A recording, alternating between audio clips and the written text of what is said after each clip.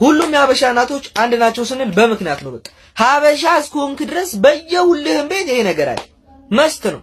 ለምሳሌ የሆነ ዕቃ እንድታቀብላቸው ከፈለጉ ይሄን ዕቃ ፈልግ እስቲ ምናምን ነገር ተብለ ትላካለህ። ያው ግዴታ ነው ትፈልጋለህ። አባት ትጎደጉላለህ። አረ የለም ስንት ሰዓት ሙሉ ፈለኩ አይና አይሰራም እውር ነህ እንዴ ከቲቪ አጠገብ አይደል ያልኩህ በደንብ ፈልግ ትባላል።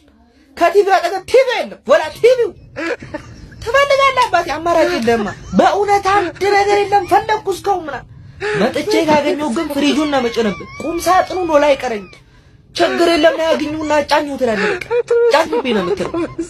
ስትመጣ አትፈልግም ገና ከበረስ ስትገባ ስንት ስፈጋበት ስፈልገው የነበረ ዕቃ ያሽቃብጣል።